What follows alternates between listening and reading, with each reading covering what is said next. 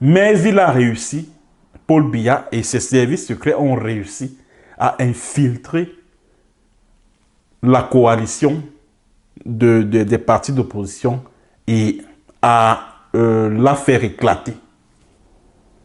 Et ça a toujours été ainsi, même en 2004, c'était pareil. En 2004, c'était pareil. Ils avaient formé une coalition et à la dernière minute, Frunzi s'est désisté parce que il a estimé que non, comment c'est Ndamjoya que l'on met à la tête de la coalition parce que c'est lui quand même le leader de l'opposition, etc., etc.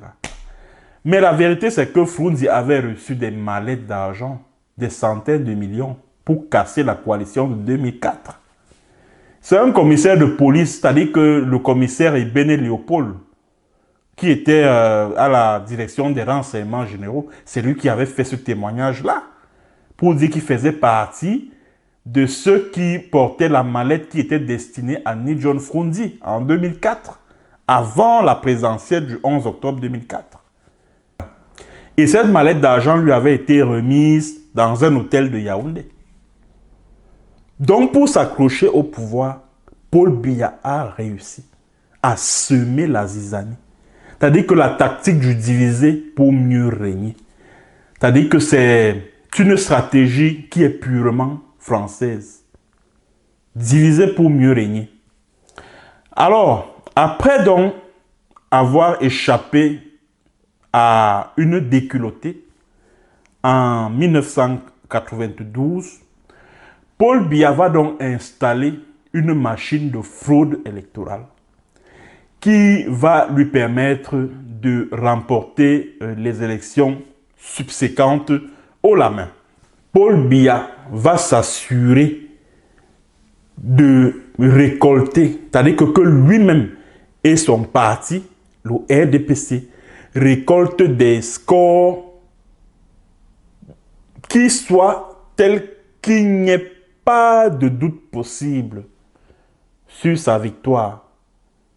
C'est-à-dire que le score doit être le plus conséquent possible, genre 69%, 70%, 71%. Et pour ce faire, il a mis une machine de fraude en place. Mais avant que d'en arriver à ces scores presque brejneviens, les scores électoraux s'entendent, il y avait un obstacle majeur qu'il fallait surmonter, c'était l'UNDP. L'UNDP à l'époque était une véritable bête politique, notamment dans le Grand Nord. Parce qu'au Cameroun, qui tient le Grand Nord gagne les élections. Tant que tu ne gagnes pas les élections, je parle bien de tout le Grand Nord, Adamawa Nord, extrême Nord. Si tu parviens à gagner les élections dans cette zone, c'est que tu as gagné les élections dans tout le pays, sur toute l'étendue du territoire. Maintenant, l'UNDP à l'époque était une véritable force politique. Je me rappelle, quand j'étais encore tout petit là, au début des années 90 là, je crois que je devais avoir 5 ou 6 ans. Mon papa, paix à son âme, était un militant de l'UNDP. Et il fut une fois, ils organisaient même souvent des réunions là, c'est-à-dire que mon papa et puis ses camarades de parti, ils organisaient souvent des réunions à la maison. Et la phrase qui me revient en tête, c'était celle-ci. Ils avaient souvent l'habitude de dire UNDP, progrès, UNDP, progrès, UNDP, progrès. C'était une véritable bête féroce politique, l'UNDP. Parce que l'UNDP réunissait tous les nostalgiques de l'époque d'Amadou Ahidjo, où tout était vraiment faste, où le Camerounais mangeait à sa faim, où les étudiants ou alors les élèves sortis de l'école pouvaient facilement trouver un travail, etc., etc. Donc, ce sont donc les nostalgiques de l'époque d'Aïdjo qui se sont retrouvés au sein de l'UNDP. Maintenant, pour détruire l'UNDP, qu'est-ce que Biya a fait? Biya a infiltré l'UNDP, il l'a cassé en plusieurs parties. C'est ainsi que vous retrouvez aujourd'hui les Chiroma qui a son parti, les Amadou Mustafa qui a son parti, et Bello Bouba lui-même, il a signé même un accord de partenariat avec le RDPC. Voilà pourquoi depuis 1997, il n'a plus jamais quitté le gouvernement. L'UNDP aujourd'hui n'est plus que l'ombre de lui-même en tant que parti. Voilà comment Paul Biya a réussi à reprendre la main dans le Grand Nord. Après donc avoir semé la zizanie au sein de l'UNDP, après avoir morcelé l'UNDP, fragilisé, écrasé complètement l'UNDP, la machine de fraude pouvait donc se mettre en place. Ce qui fait qu'aujourd'hui, la loi électorale est taillée à la mesure de Paul Biya et de tous les membres de sa pègre. Toutes les institutions, que ce soit l'administration territoriale, que ce soit Elections Cameroun, que ce soit le Conseil constitutionnel, toutes ces institutions sont sous la botte de Paul Biya. Alors, avec un tel dispositif électoral, il est impossible pour l'opposition de remporter une élection au Cameroun. Mais je dis bien impossible pour l'opposition de gagner une élection au Cameroun. Voilà pourquoi je ris quand j'entends certains de mes amis du MRC dire que non, nous irons aux élections de 2025, nous allons les gagner. Moi, ça me fait rigoler. Hein. Ça me fait rigoler. Et pour durer aussi longtemps au pouvoir, Paul Biya et son système ont utilisé ce qu'on appelle la propagande à travers les médias de masse. Quand vous voyez la CRTV faire la propagande du chef de l'État, moindre inauguration d'un projet, on dit « Ah, c'est un don du chef de l'État ». On lance un projet de construction d'un barrage. Oh, vraiment, c'est un don du chef de l'État. On construit une école à tel endroit. Oh, vraiment, on dit merci au chef de l'État. Les journalistes du média public, que ce soit la CRTV, radio comme télé, que ce soit Cameroun Tribune, sont devenus des griots du pouvoir en place. Ils sont là pour chanter les louanges du régime de Paul Biya. Et Charles Ndongo, qui est l'actuel directeur général de la CRTV, l'avait dit que la CRTV est là pour accompagner le gouvernement.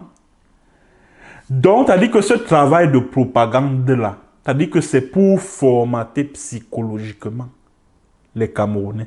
De telle sorte que dans leur esprit, dans leur subconscient, que n'existe, que ne vive que l'image de Paul Biya. C'est-à-dire que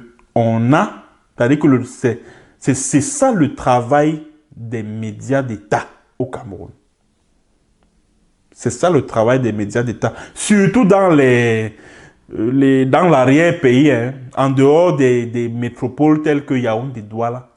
Quand vous allez dans des coins perdus de la République du Cameroun, dans les villages, là-bas on ne reçoit que la CRTV. On ne reçoit que la CRTV. À certains endroits où tu iras au Cameroun, on te dira qu'on ne connaît même pas l'opposition ici. On ne connaît que Paul Biya. Tout ceci grâce au travail, c'est-à-dire à la propagande organisée par les médias d'État. Et en plus de cela, le pouvoir Biya s'est arrangé à fragiliser la presse privée, à la rendre la plus pauvre possible, de telle sorte qu'elle soit à la merci des hommes du pouvoir, qu'elle soit corruptible. Voilà pourquoi dans certains médias privés, dans certains journaux privés au Cameroun, Vous ne verrez jamais un journal qui investigue sur des affaires de corruption, sur des affaires de crimes économiques, de crimes de sang, impliquant des barons du régime. Vous ne verrez jamais au Cameroun un journal mettre à sa une actualité ou alors une enquête sur la gestion de Laurent Esso, par exemple. C'est-à-dire qu'avec des faits, des détails chiffrés, des facsimilés, comme on dit en journalisme, dont les documents et tout ça là. Jamais, c'est impossible. Si vous le faites, on va vous assassiner. Si vous le faites, on vous assassine. Ou alors on vous jette en prison. Vous ne pouvez pas. Vous ne pouvez pas. Ou alors vous rédigez un article où vous dénoncez un membre de la famille des Biya. Vous ne pouvez pas. Vous ne pouvez pas. Sinon, on va vous traquer. D'abord, quel est même l'imprimeur qui va accepter, qui va prendre, qui va courir le risque de sortir ce journal-là? Quand tu vas avec ta morasse à l'imprimerie pour imprimer le journal, c'est l'imprimeur qui va te dire que Abek, je veux voir mes enfants grandir. Que je veux voir mes enfants grandir. Parce que la peur, c'est-à-dire que Paul Biya a réussi l'exploit à régner par la terreur, de telle sorte que les Camerounais soient contraints à l'autocensure. C'est de cela qu'il s'agit. Essayez un peu de faire une expérience. Vous qui êtes à Yaoundé, Douala, là, vous entrez dans un taxi. Essayez un peu d'engager un débat politique. Vous allez voir que vos voisins de banc vont dire que pardon, je ne veux pas les problèmes, oh, pardon. Oui, j'ai mes enfants, j'ai ma femme, ceci, cela. C'est ça au Cameroun, la peur, la terreur. En 40 ans, Paul Biya n'a gouverné que grâce à la terreur.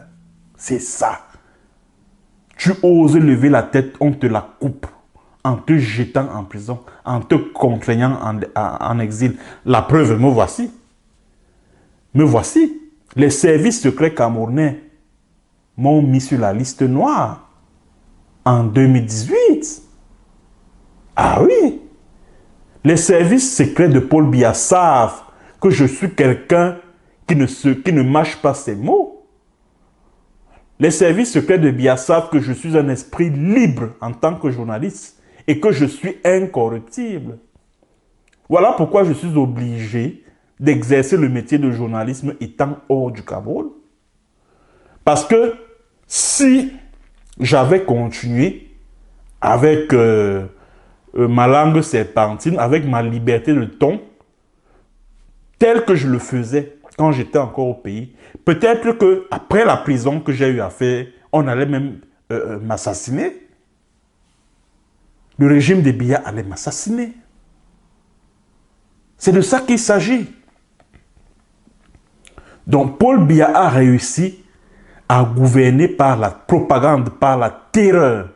Voilà pourquoi les Camerounais ne sont pas libres de s'exprimer. Quand vous êtes mécontent et que vous allez dans la rue pour manifester, on vous arrête.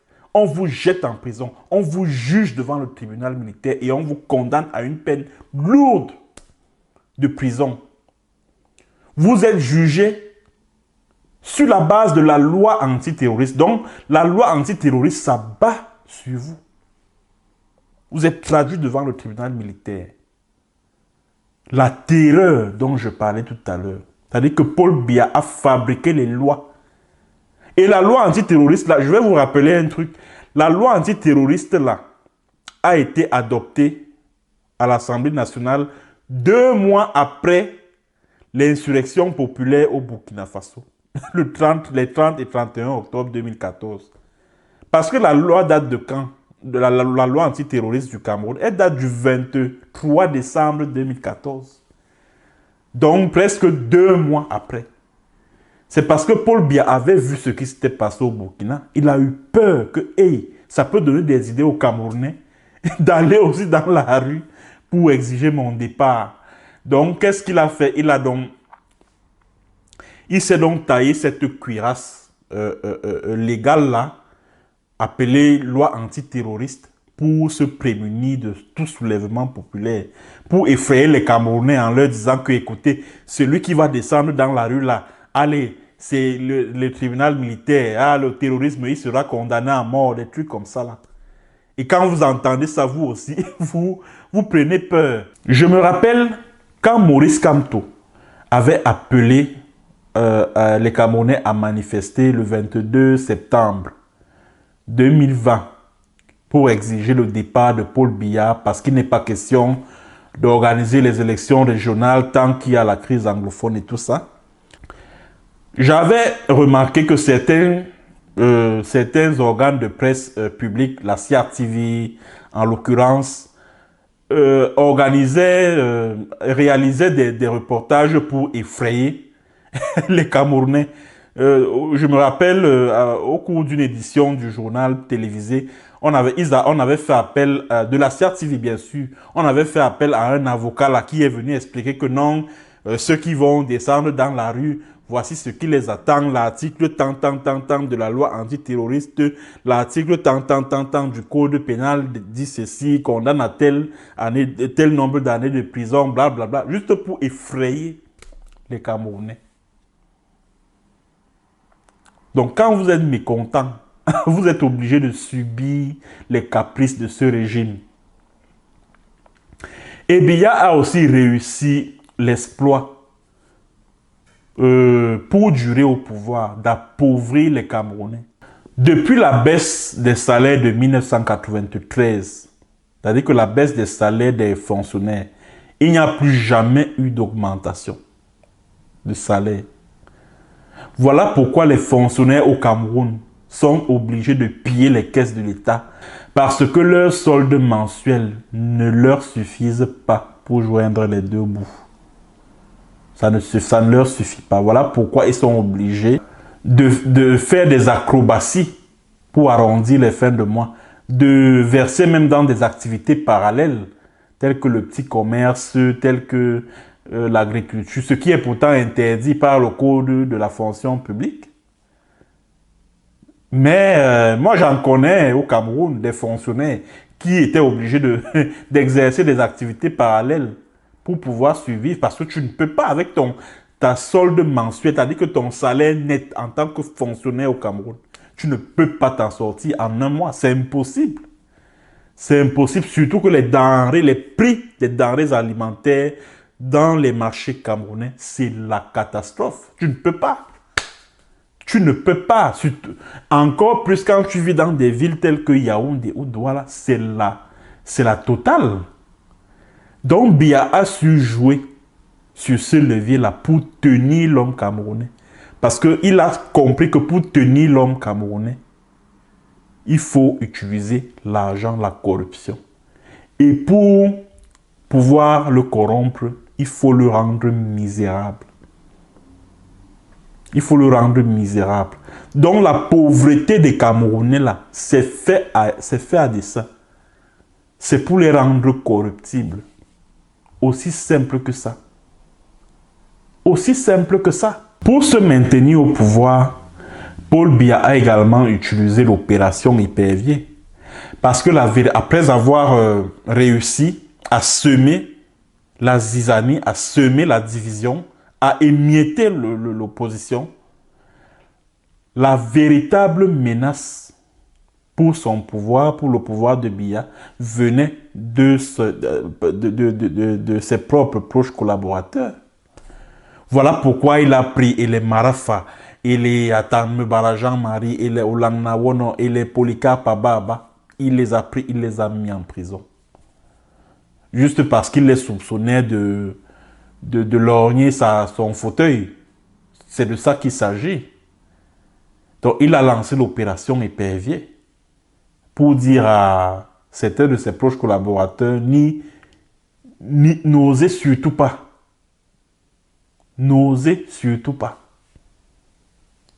Parce que quand vous entendez lutte contre la corruption, non, ça ce n'est qu'un paravent qui cache des arrière-pensées politiques. C'est tout.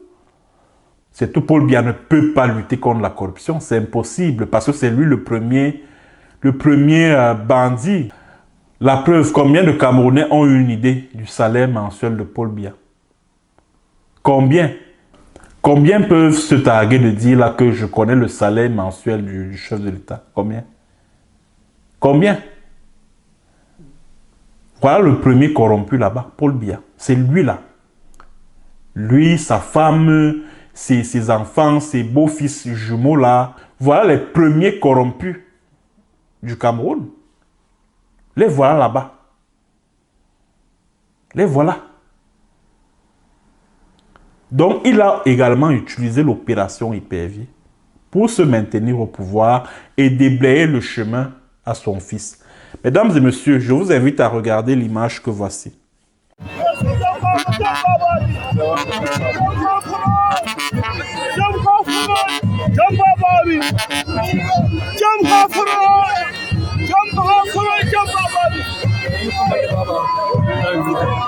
Alors, l'image que vous venez de regarder est celle de Franck-Emmanuel Biya. Vous avez pu constater qu'il est désormais revêtu des atours de l'Amido. Donc, il a été accueilli dans le Rey Bouba par le Lamido de Rey Bouba, Aboubakari Abdoulaye, qui est par ailleurs le vice-président du Sénat. C'est-à-dire que celui qui, en réalité, pourrait être chargé de diriger la transition au cas où Paul Biya n'est plus dans les capacités de diriger le Cameroun. Donc c'est lui qui assurera l'intérim, puisque même le président du Sénat, Agnad Njifenji, bon, sur le plan physique, vraiment, c'est plus la grande forme. Donc, Franck Biya est donc officiellement entré en campagne. Ou si vous voulez, Franck Biya a pris de la manière la plus officielle qui soit les commandes du Cameroun. Parce que quand vous regardez toute cette foule qui est venue l'accueillir, écoutez, Franck Biya, c'est lui le président de la République désormais. Hein? Donc, et s'il s'est rendu dans le Grand Nord, et je parlais de l'importance politique du Grand Nord tout à l'heure, c'est tout simplement parce qu'il sait que là-bas, les populations du Grand Nord ont juré qu'ils ne veulent même pas entendre parler de la confiscation du pouvoir par le lobby Betty Boulot et Kang, le lobby politique. Parce que pour eux, l'axe nord-sud doit être respecté. Donc, comme le pouvoir se trouve en ce moment au sud, il doit rentrer au nord. Donc, les nordistes ne veulent pas entendre parler de Franck Biya et surtout qu'il y a une force rebelle en attente dans cette zone qui est prête à marcher sur le Cameroun. Si les Essingans persistent dans leur logique de confiscation du pouvoir. Voilà pourquoi Franck Biya s'est rendu dans le Grand Nord. Parce qu'il sait que le soutien du Grand Nord lui sera bénéfique pour qu'il prenne le pouvoir. Mesdames et messieurs, et c'est par là que je vais terminer cette chronique. Je continue d'appeler les Camerounais à barrer la route à cette transmission du pouvoir de père en fils. Je serai favorable à une insurrection populaire au Cameroun qui va balayer ce système de manière à ce qu'il n'en reste plus rien, de manière à ce que Franck Biya ne prenne jamais le pouvoir dans ce pays parce qu'il n'en est pas digne. Hein? Ce forestier-là, ce narcotrafiquant qu'on appelle Franck Biya, n'est pas digne de diriger le Cameroun. J'invite donc les Camerounais à tout faire pour empêcher cette dynastie, cette transmission dynastique du pouvoir. Faites tout pour que ça n'arrive pas. Parce que si vous laissez faire, vous allez continuer à souffrir des affres du biaïsme pour 40 ans encore. Merci, mesdames et messieurs, d'avoir été nombreux à écouter cette chronique de MBT. Merci, mesdames et messieurs, d'avoir écouté cette édition de la chronique de MBT. N'oubliez pas de vous abonner à cette chaîne YouTube. Il suffit simplement de suivre le schéma qui s'affiche au bas de ce petit écran. N'oubliez surtout pas Mesdames et messieurs, je vous en supplie, n'oubliez pas de cliquer sur le symbole du dollar qui se trouve au bas de votre petit écran. Vous pouvez également être membre, hein. Vous pouvez être membre de la chaîne pour pouvoir acheter les produits qui seront postés sur cette chaîne, parce que je m'apprête à réaliser un certain nombre de documentaires qui seront achetés sur ma page Facebook, et pour pouvoir se les offrir, il va falloir que vous soyez membre de ma chaîne. Bon, vous pouvez également devenir membre de la chaîne pour pouvoir bénéficier de certains produits avantageux qui seront en vitrine sur cette plateforme YouTube. Merci d'avoir écouté, mesdames et messieurs, et à très bientôt pour une autre séance et sur un autre thème. Bonjour, bonsoir.